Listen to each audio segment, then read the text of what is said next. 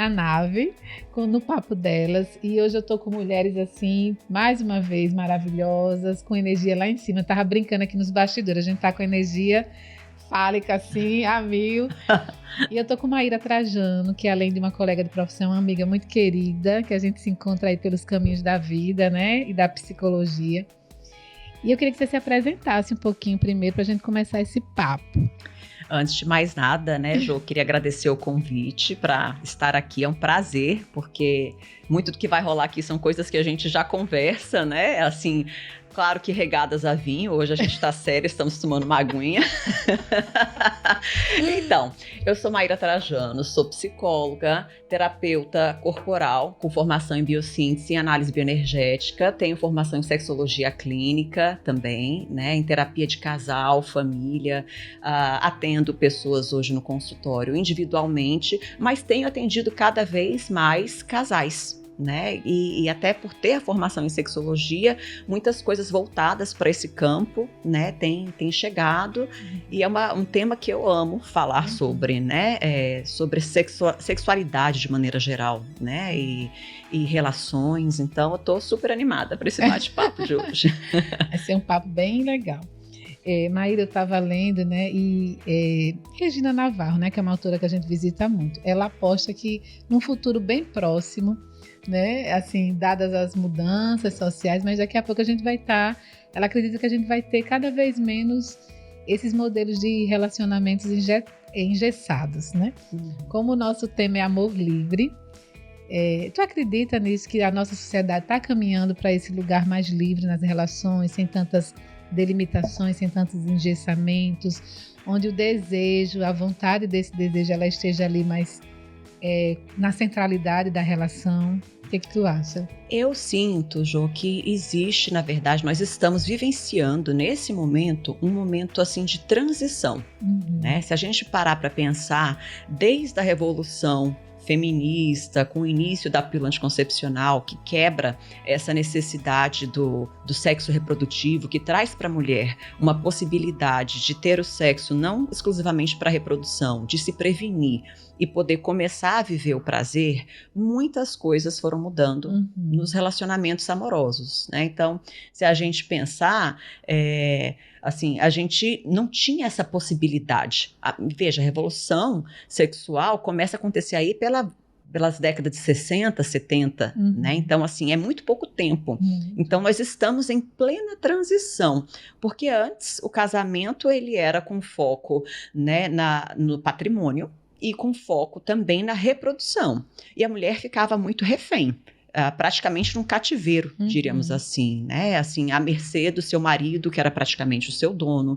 Então, com a ascensão da mulher, tanto no sentido do prazer, quanto no sentido do mundo do trabalho, isso vai trazendo uma nova dinâmica para as relações. Sim. E essa mulher, agora, né, podendo experimentar esse prazer, ela vai se colocando de uma forma diferente também nos relacionamentos. E isso vai trazendo diversas dinâmicas para essa conjugalidade, para essas relações, né?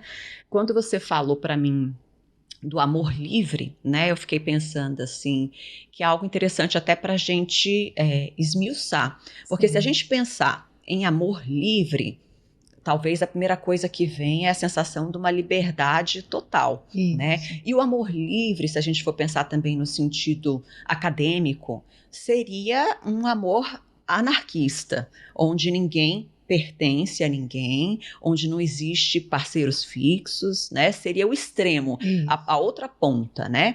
Mas se a gente for pensar em não monogamia, que seria o fato de você não se relacionar exclusivamente com uma pessoa, a gente vai ter uma série de nuances dentro desse aspecto da não monogamia. Diversas situações e possibilidades desse relacionamento acontecer.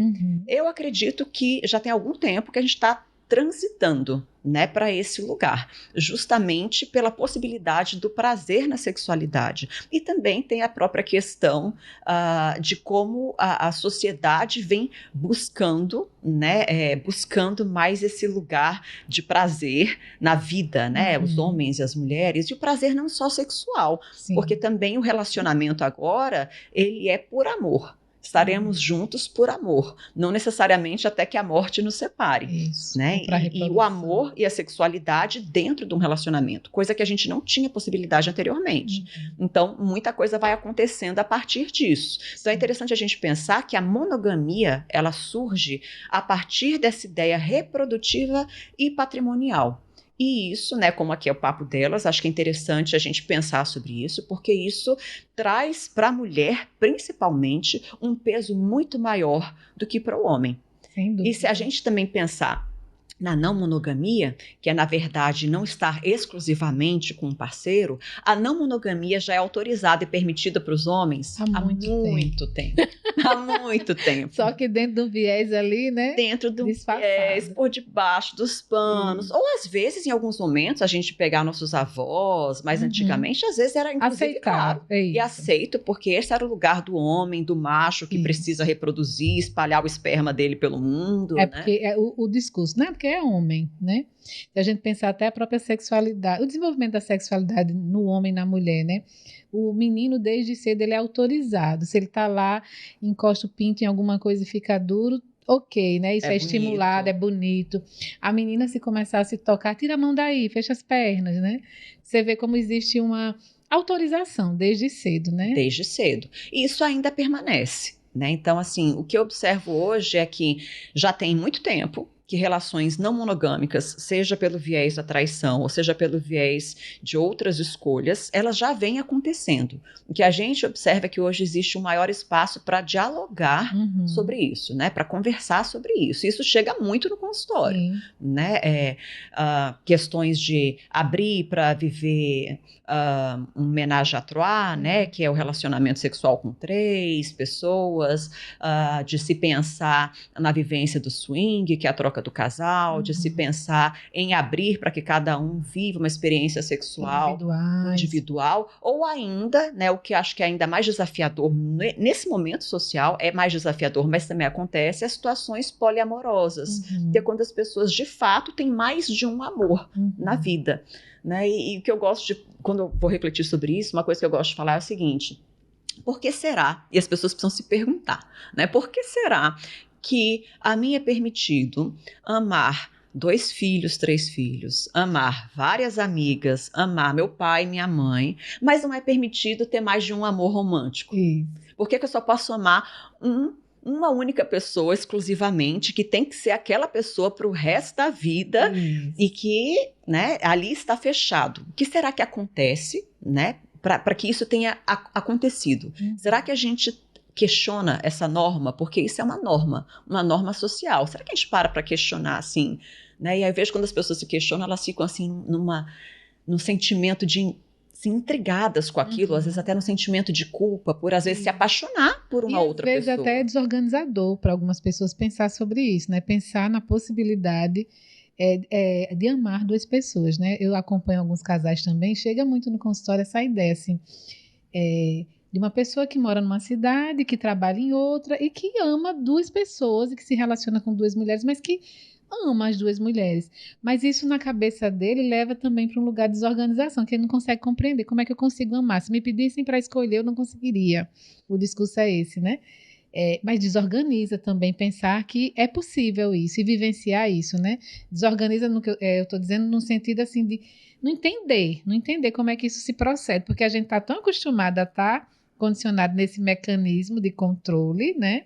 Que tem que ser do modelo, que tem que ser assim, que é permitido só assim. Né? É porque as pessoas não pensam, não param para pensar, para estranhar a norma, né? A monogamia, ela é normativa e cultural, ela atravessa a todos nós, mas se a gente começar a questionar essa normatividade, né? Isso, ela não é tão normal assim, né? Ela não é, se a gente começar a olhar com um pouquinho assim, de pelo menos um estranhamento, né? E eu gosto de dizer também que viver a não monogamia, né, ter outros relacionamentos, sejam amorosos ou sexuais, também não é para todos. Isso. Não é porque a gente está falando aqui sobre esse processo de transição que todo mundo dá conta e sustenta viver isso, né? Assim, às vezes algumas pessoas chegam, não, mas eu não consigo nem pensar em abrir meu relacionamento ou ver meu parceiro, minha parceira com outra pessoa, e tudo bem também, né? Eu acho que o mais importante é, num relacionamento, a lealdade que se tem com a sua parceria.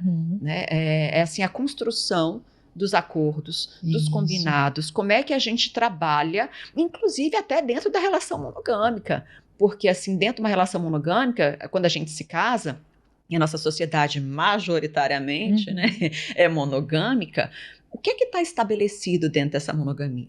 Né? O que é que se espera que eu faça, que você faça, o que é que está combinado, porque às vezes isso não é dito claramente. Fica implícito. Fica né? implícito, e aí as pessoas vão tendo condutas, né? E algumas pessoas têm uma noção mais ampliada do que é traição, outras têm uma noção mais restrita. Então, acho que é importante que a gente crie o nosso contrato interno dentro da relação, seja ela monogâmica ou não. Isso. A diferença é que, assim, socialmente, na monogamia, tem-se as normas mais estabelecidas. Se você vai viver a não monogamia, você vai escrever o contrato do zero na sua relação. Não tem experiência prévia, né? Não tem experiência prévia. Isso que você falou do sustentar, eu acho muito interessante, porque quando a gente fala de sexualidade e aquilo que está no campo do desejo, né, que pode acontecer, a gente sente e fantasia, e pode se permitir flutuar nessas fantasias, né, e trazer isso para o seu parceiro e conversar sobre. Mas partindo do desejo até a vivência prática da coisa, né, são outros 500, né? Então, outros, totais. Então eu observo muito, assim, tem muitos casais que eu atendo que falam disso abertamente, e conseguem falar, inclusive trazer isso para o lugar do fetiche na relação, experimentar, fantasiar, e se, né, e tivesse um terceiro. Mas quando parte, e aí vamos... Aí a coisa desorganiza, né? Desorganiza porque tem uma questão de como, mais uma vez, como a nossa cultura nos atravessa, e às vezes até uma coisa mais infantil, né? Que todos nós temos a nossa criança interior, que é aquela questão, o olhar agora não é só para mim. Isso, o apego. É o apego, né? De não estar olhando só para mim, não me ama só. Né? Eu perdi esse lugar de ser especial. Centralidade, não sou mais a única pessoa especial. Né? E isso é um pouco ilusório na minha percepção, de você pensar que você vai ser a única pessoa especial da vida de uma pessoa. É muito ilusório isso, né? E a gente se agarra a essa ilusão mesmo, viu? É incrível, né? Como a gente coloca uma cortina, né, nos olhos e segue a vida assim.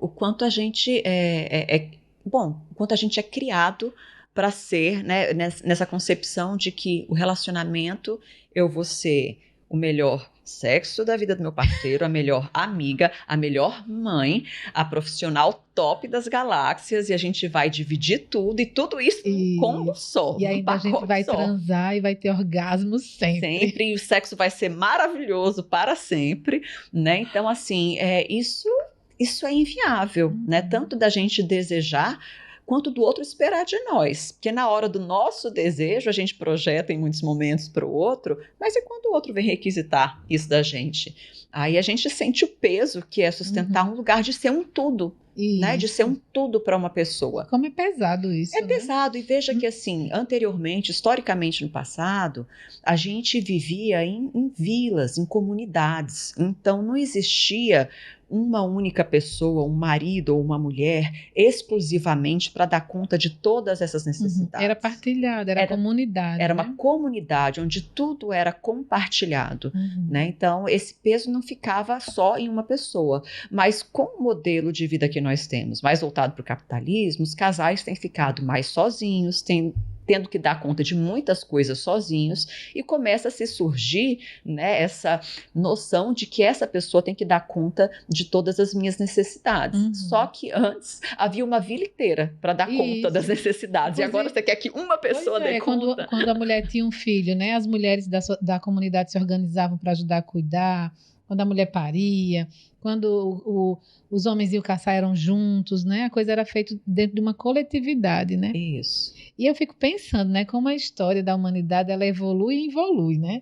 Porque a gente hoje tá esse boom todo falando sobre amor livre, a possibilidade de sair do engessamento das relações, mas se a gente for para a base da história, isso já acontecia. Já acontecia. E era legitimado, né? Se a gente for lá para a Grécia, se for para as antigas civilizações, isso já era legitimado. Já era posto. Né? Então, a gente tem as questões da produção, da garantia também, né, da reprodução, de que a perpetuação do patrimônio seria mantida dentro daquela mesma linhagem. Depois vem o cristianismo também, que a gente sabe que a igreja cristã tinha um grande interesse em patrimônio, né, em sustentar um Estado. Então, eu acho que o mais importante aqui para a gente, principalmente dentro da proposta do seu podcast, é pensar o quanto isso foi trazendo um lugar de desigualdade para as mulheres. Total. Né? E que as mulheres precisam observar esse novo lugar que elas têm e essas novas possibilidades. Não que os homens não possam,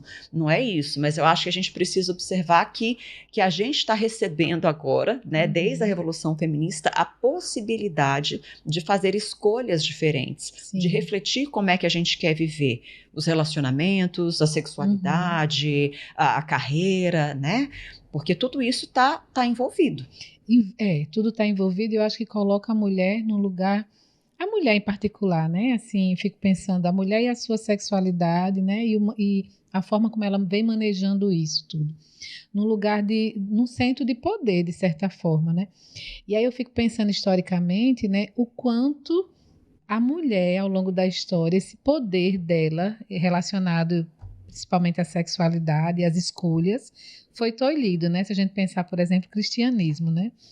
Quantas coisas aconteceram para meio que minar esse poder feminino, né?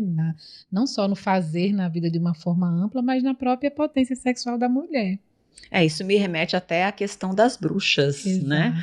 Porque o que eram as bruxas, senão mulheres que tinham a coragem de viver a sua sexualidade, de serem curandeiras, de se arriscar, de enfrentar. Né? Então a gente vai observando que essa potência feminina foi sendo durante muito tempo coibida. E a gente tem reflexos até hoje. Na contemporaneidade, né? Porque você deve pegar no consultório, porque isso também chega muito para mim. Mulheres com dificuldade, né? Se a gente for pensar em toda essa repressão, em olhar para o seu corpo, em se tocar, em dizer para o parceiro o que é que quer, ou até para a parceira, o que é que quer, o que é que não quer, o que é que gosta, o que é que não gosta, né? Em colocar as suas regras e a sua potência dentro da relação, né? Algumas ainda são muito dominadas. Isso. E como assusta, né, Maíra? Eu observo assim que as mulheres que assumem esse lugar protagonizante da sua própria sexualidade nos relacionamentos, como assusta os homens, né? Porque o que é conhecido é gozou, gozei, né? O que é conhecido é chegou lá, cheguei. Muitas vezes nem tem chegado, né? Muitas, né? Quase sempre. Muitas, em alguns momentos, mentindo, fingindo, no intuito de agradar o parceiro, né? Colocando o homem acima, né? As necessidades e o prazer dele, e esquecendo do seu prazer, do seu contato. Isso. Daqui a pouco a gente volta para o amor livre, mas já que a gente chegou nesse ponto, né? Deixa eu lhe perguntar. Outro dia eu fui convidada para uma entrevista e estava falando lá sobre o uso do vibrador, né? Sim. Que os homens têm muito medo de trazer, né? Os brinquedos eróticos, esses apetrechos para a relação, né? E aí eu acho muito engraçado, porque eu estava dizendo nessa entrevista, eu digo, minha gente, o homem precisa entender que o vibrador pode ser seu melhor amigo. Exatamente. Porque, né, ele tem uma potência vibratória que homem nenhum tem. Fiquem tranquilos, porque vocês não vão conseguir chegar nesse lugar. E não tem problema, porque as coisas podem se complementar. Exato. Né? A utilização de sex toys é uma inovação maravilhosa. Mas às vezes até a própria mulher tem vergonha, né, de pedir, ou vai usar sozinha, tem vergonha de introduzir na relação. Eu acho muito legal quando eu vejo alguns parceiros comprando os brinquedos para as mulheres, presenteando. A gente estava lá no congresso, o cara estava falando, né? O cara lá do stand falando que ele tinha comprado para a namorada dele. Não sei se você lembra. Lembro. Eu achei tão bacana. Eu acho que isso é fantástico, né? Eu estava até conversando essa semana com uma terapeuta tântrica, né? Sobre as questões dos usos do brinquedo. E eu acho que a única coisa que a gente precisa tomar cuidado, né, para as mulheres quando descobrem esse brinquedo, para não ficarem viciadas no brinquedo e acabar tendo até algum tipo de disfunção sexual diante da potência que o brinquedo tem. Porque se você ficar nesse estímulo contínuo e frequente apenas com o brinquedo, você talvez venha a ter problemas de conseguir, né, atingir o orgasmo depois. Mas acho que é muito interessante como uma complementariedade para a relação. Porque assim, o sexo e a sexualidade é lúdica, tem que ter uma energia de brincadeira e de liberdade. Curiosidade, de você se manter curioso pelo corpo e pelos caminhos do desejo, do fetiche do seu parceiro, né? Outra coisa que eu acho muito curiosa que é quando o casal se abre a pensar a sexualidade, né? E começam a trazer de forma clara o que gosta, o que não gosta, né? Por exemplo, homens, né? Quando a mulher se arrisca um pouco mais a brincar naquela parte íntima lá entre o ânus e o NEM, né? O NEM, né? Os homens se assustam com isso, né? E isso gera, pelas questões do próprio machismo ali engessado, né? Se mexer naquela região, então, isso vai de encontro à minha virilidade, à minha masculinidade. E aí a gente vai observando que os homens também têm travas. Muitas, né? muitas. Não são só as mulheres, são travas diferentes. Então, na verdade, toda essa repressão foi um grande desserviço para as mulheres, mas também para os homens, que ficaram nesse lugar muito machão, né, de muita exigência, de não poder... não é só uma estimulação anal, né? Isso já está lá no final da linha, mas assim, de não poder ser vulnerável, de falar das emoções, de ser mais sensível, né? De ter que ser esse macho potente de pau duro o tempo inteiro, que tem que estar pronto para transar toda hora, que nem sempre se está. Que nem sempre está afim, que pode não estar afim. E não é porque está comendo outra lá fora. Isso, e aí não é porque perdeu o desejo com a mulher, né? Com a parceira ou com o parceiro. O homem também pode não ter desejo, né? Porque ficou muito posto socialmente que assim, não, a mulher não gosta de sexo, né? É porque a mulher não gosta, ela não gosta tanto. E um homem que é homem, ele tem que gostar e tem que estar pronto a toda hora, né? Tem que bater continência ali, se a mulher quiser, ele tem que querer. Só que isso é um peso muito grande, demais, né? Porque somos seres humanos no final da história. Isso. Nossa, dá pano pra manga a nossa conversa, né? Vamos voltar aqui pro amor livre, né? Deixa eu falar uma coisa pra você agora que você falou disso, né? Do desejo do homem e da mulher. Eu lembrei de uma história de um casal que eu estava atendendo recentemente, que eu dei muita risada. A gente riu juntos, ainda bem que eles riram também, porque eu não me aguentei, eu morri de rir. Porque esse casal chega para mim no consultório diante de traições consequentes desse marido, que já vinha acontecendo há algum tempo, e a mulher descobriu e tal, chegou meio ferida, chateada, e aí, à medida que a terapia foi avançando, eles perceberam que não tinham mais uma conexão sexual. Era um casal que se amava muito, muito afetivo, cuidadoso um com o outro, mas a conexão, a sexualidade estava varrida para debaixo do tapete. E aí ela chegou e falou, né, pro marido dela que tinha percebido que ele gostava de sexo, que ela estava achando que ele não gostava mais. E ela chegou para ele e falou assim, olha, eu também gosto de sexo, não é só você que gosta, né? Então eu quero que a gente volte a ter uma vida mais ativa, né? Aí eu cheguei e falei para eles, mas gente, como é que será que isso se perdeu? O que é que foi dando para vocês essa percepção de que vocês não gostavam mais de sexo, né? Os dois percebendo. Vocês davam a entender, buscavam um ao outro, se procuravam? Como é que era isso? Aí eu perguntei para ela, como é que você dava a entender quando você estava afim? Aí ela, eu ia, preparava uma mesa bem linda, fazia um jantar bem gostoso e tal, botava as velhinhas, fazia toda uma mesa posta. Aí eu virei para ele e falei assim, você percebia que ela estava querendo transar quando ela fazia isso? Aí ele, nunca, nunca. Ela sempre gostou de botar a mesa posta, eu sempre achei a coisa mais linda, mas que isso era ela querendo transar? De jeito nenhum, nunca imaginei. Aí ela, não, fulano, mas eu comprava umas camisolas. Aí eu peguei, como eram essas camisolas? Aí ele, Maíra, não eram camisolas sensuais, era uma camisolinha nova. Com bichinho. Aí eu falei, aí ela foi percebendo que o que ela dava de sinal para ele não era captado. Aí eu falei assim, e você, fulano, o que você fazia para dar a entender, né, para manifestar, você buscava, procurava? Aí ele já foi mais incisivo, falei assim, Maíra, teve momentos que eu fui, né, para debaixo da cama, fiquei lá pelado e tal, só esperando ela chegar e deitar, né, e ver que eu tava lá pronto, né, que eu tava nu. Aí eu falei assim, vem cá, para a esposa, você percebeu que ele estava pelado? Ela, de jeito nenhum. Nunca percebi que ele estava pelado, deitei na cama e dormi. Aí eu falei assim, gente... Os desencontros da linguagem, né, do comunicar. É porque as pessoas às vezes ficam na intenção dando sinais e não comunicam claramente, explicitamente aquilo que desejam. Isso, e o comunicar pode ser a ponta do estímulo do desejo, né? O comunicar, vamos ali dar uma rapidinha, né? A história, outro dia eu também conversando com um casal, a gente estava olhando para essa questão da burocratização do sexo, né? Às vezes a gente passa o dia todo trabalhando, resolvendo coisas, o sexo é a última coisa que a gente vai pensar no dia, né? E a gente quer de uma forma idealizada, bonitinha, arrumadinha, como a sua cliente colocou, né? E às vezes a rapidinha dá tão certo, né?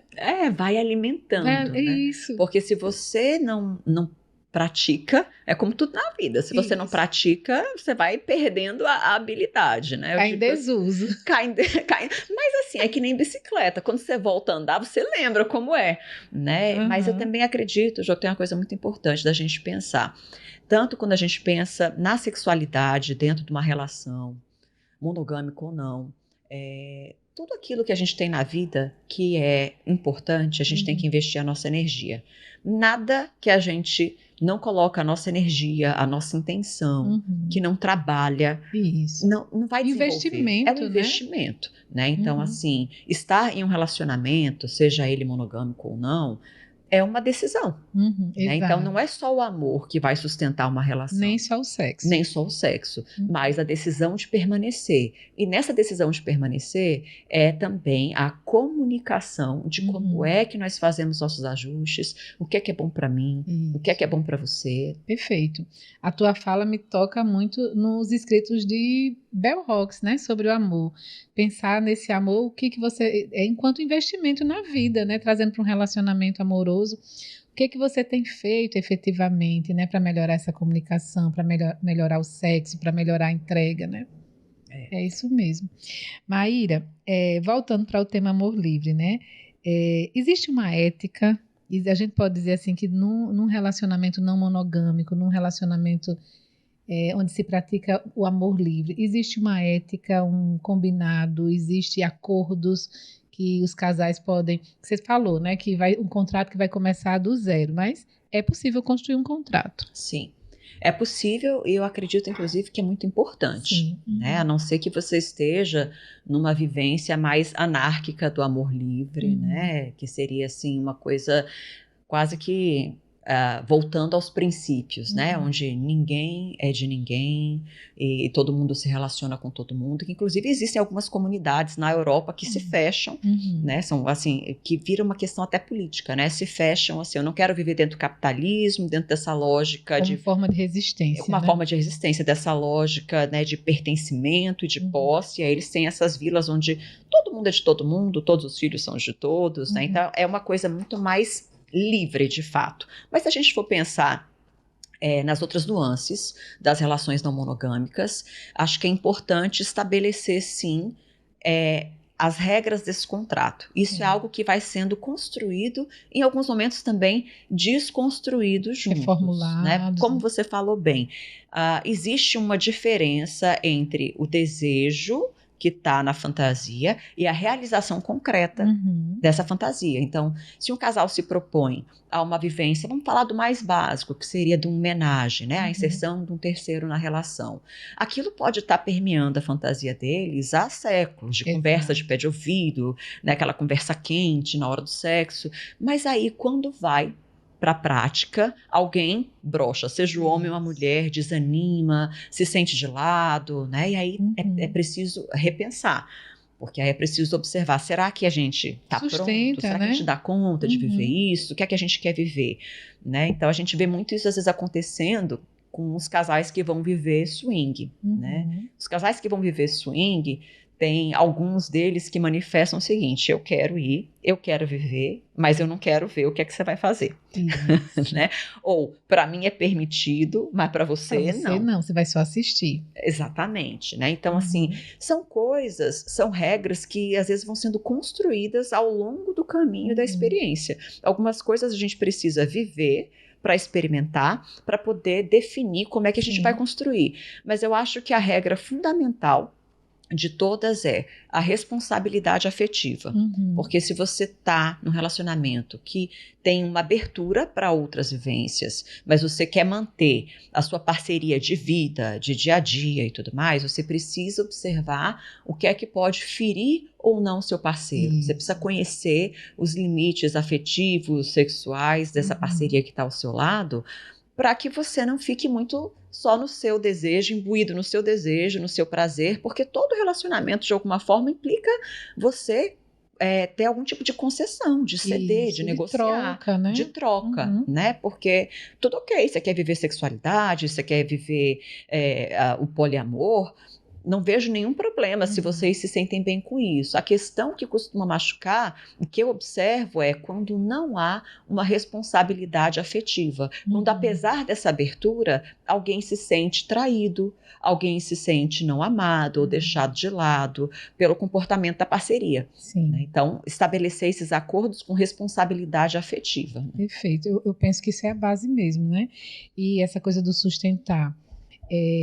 Eu acompanho um casal, trazendo um exemplo, né, que eles têm muitos fetiches e muitas fantasias, né, mas que ao longo do processo da terapia chegaram à conclusão que eram fetiches, fantasias, desejos para serem mantidos no campo da fantasia, né, não conseguiram dar esse passo, se organizaram, várias tentativas, mas chegaram a esse consenso, né, e a fala deles eu acho interessante que, não, é por aqui, a gente vai ficar aqui tá bom, né, que é um pouco disso, assim, nem tudo que chega, que está no campo do desejo, a gente dá conta de sustentar, né? Freud já falava disso, né? Tem coisas que realmente para ficar no campo do desejo, né? E aí é preciso refletir, né? Eu gosto da reflexão dessa transição, dessa reflexão que a Regina Navarro traz, né? Que outros autores vêm trazendo também. Eu gosto dessa reflexão e acho que independente de você se sentir... Porque você refletir sobre não quer dizer que você vai ter a vivência. Isso, exato. Né? Mas eu acho interessante a gente refletir, né, estranhar a norma, porque às vezes a gente está seguindo a norma sem nunca nem ter observado. Por que eu estou fazendo isso? Porque a gente vai seguindo um modelo social que foi posto e a gente, de repente, não se sente tão confortável. Isso. Né? Porque o que a gente mais vê, e que deve chegar também de rodo para você no consultório, é traição. Exato. Traição, e as pessoas feridas. Por que as pessoas estão traindo tanto, né? Uma das hipóteses, acho que é esse desejo, essa norma não estranhada, esse desejo que ficou lá e nunca se pensou, será que é isso mesmo que eu quero? Será que eu não tenho outros desejos aí que eu não estou olhando, que eu não estou cuidando, né? Eu acho que tem uma série de questões quando a gente olha para a infidelidade, né? A partir tanto do combinado que é estabelecido, ou às vezes que não é estabelecido, né? Quanto da dificuldade de ser autêntico na frente do outro, de ser autêntico com a minha parceria. É muito difícil para as pessoas ainda olhar nos olhos da parceria e dizer, eu quero isso, eu desejo isso, ou eu gostaria, né? Então, essa máscara social de ter que ser o bom moço ou a boa moça dentro da relação vai desconectando as pessoas dessa possibilidade de trazer quem eu sou, o que eu sinto. Porque também trazer que você sente desejo por alguém não significa que você vai viver. Isso. Né? Mas às vezes só de você poder conversar, de incluir e isso. Trazer isso para a relação, isso pode até ser ponto de potência para uma vivência do casal, até sexualmente mesmo, Sim. Né? E esse lugar é um lugar muito mais maduro, né, Maíra? Porque eu penso que quando a pessoa fica nessa ausência de comunicação e por trás, vivendo isso de alguma forma, é assumir um lugar meio egocêntrico mesmo, mais infantil, Sim. Né? Mais infantil. Eu vou em busca das minhas necessidades, ninguém vai ficar sabendo o que eu estou fazendo, né? Mas é uma vivência hipócrita. Exato. Então, assim, o que eu admiro nos casais que se abrem, tanto para conversar, quanto para vivenciar a experiência, é a possibilidade, né, de um novo tipo de intimidade, onde você fala daquilo que você deseja, para a sua sexualidade, para o seu relacionamento, de você poder ser quem você é. Né? Independente das normas sociais, você, dentro de casa, com a pessoa que você escolheu, você pode ser quem você é. Né? E tem uma questão também, quando a gente pensa em infidelidade, que eu acho que é importante ter em mente, é que a gente tem hoje um mundo onde você pega seu celular e você tem um cardápio de opções à sua mão, né? Você abre um aplicativo desse, desliza para frente, para trás, e você vê uma infinidade de possibilidades, né? Só que também, às vezes, essa infinidade de possibilidades vai deixando as pessoas confusas, né? E isso desorganiza, né? Desorganiza, porque aí você fica, tô aqui em casa, tá um saco. Terrível essa convivência, essa rotina, aí abre ali. Tão fácil, tão acessível. Por que não, né?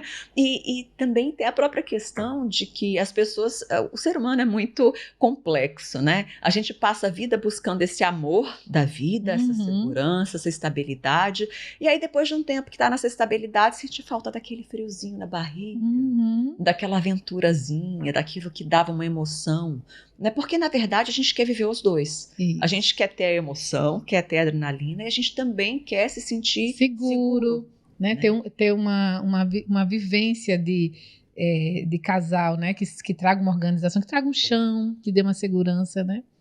E é possível viver as duas coisas num relacionamento, né? Acho que é importante a gente falar disso, assim. É possível manter o friozinho na barriga se a gente estabelece boa comunicação.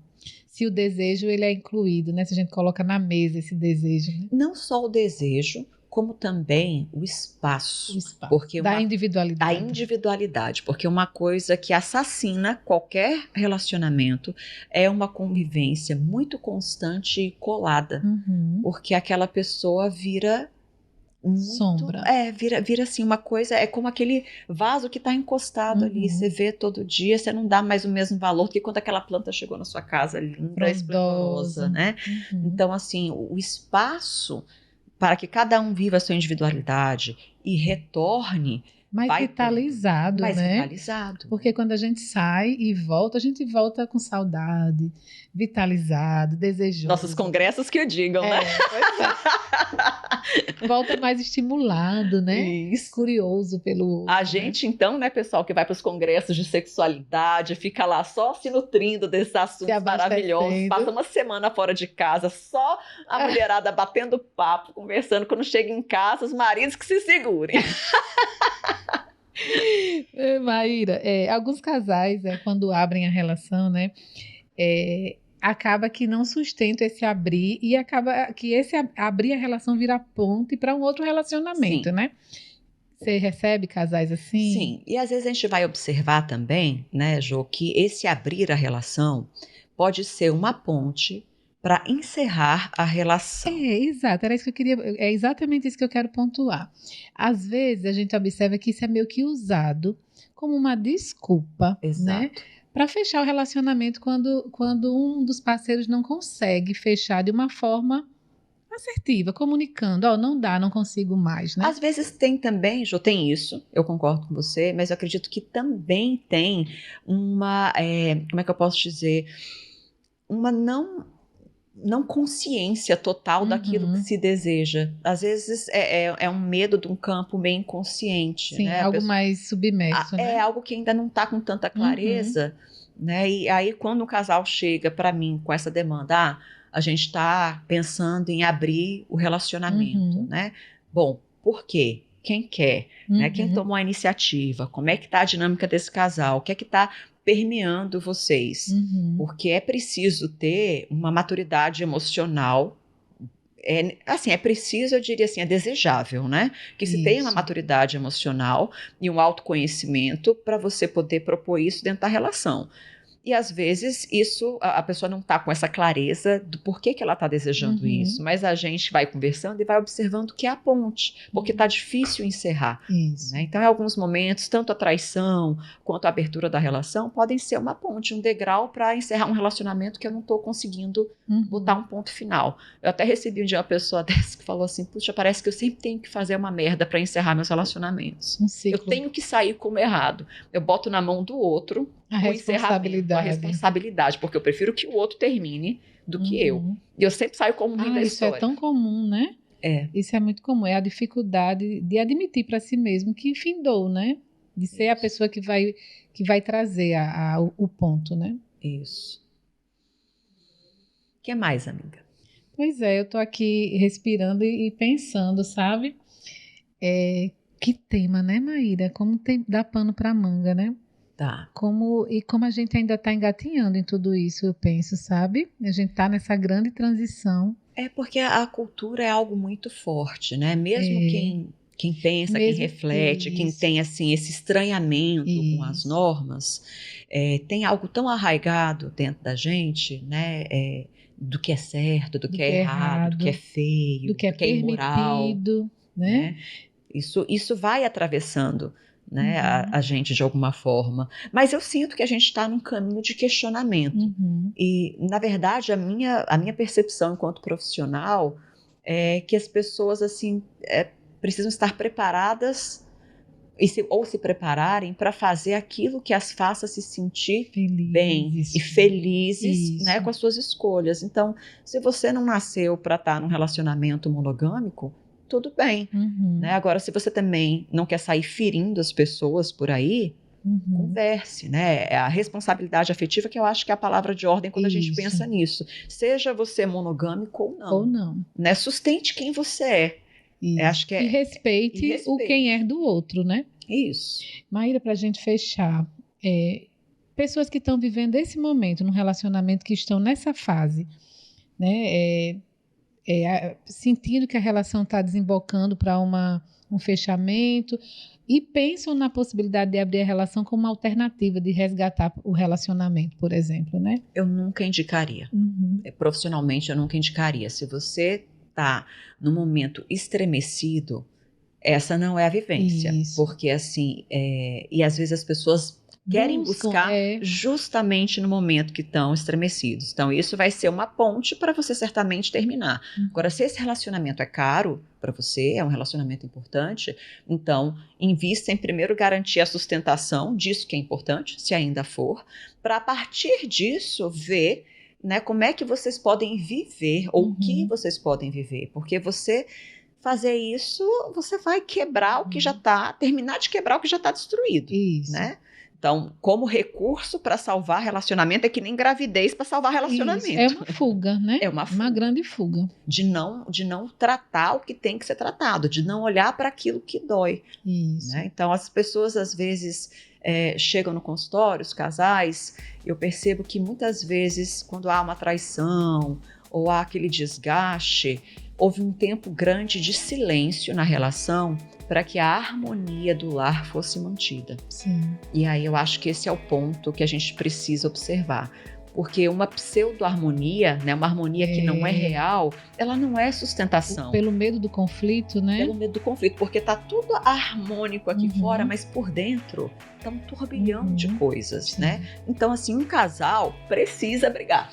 Com certeza. Precisa brigar. A questão é não brigar disfuncionalmente. A questão é você brigar de maneira a trazer, vamos dizer, uma superação, né? De maneira que você possa incluir aquilo que o outro sente, de maneira que você possa trazer o que você está sentindo, né? Sair dessa coisa de culpabilização do outro. Isso, entender que o conflito, né? Ele pode trazer espaço para os dois dialogarem e entenderem o que está acontecendo na relação, né? O conflito não necessariamente precisa ser um campo de guerra, né? Não. Quem vai vencer? Como o texto lá do Frescoboy do tênis. Obrigada, minha amiga. Obrigada a você. Mulher poderosa, meu Deus. Obrigada, viu? Obrigada, foi ótimo. Aprenda muito com você.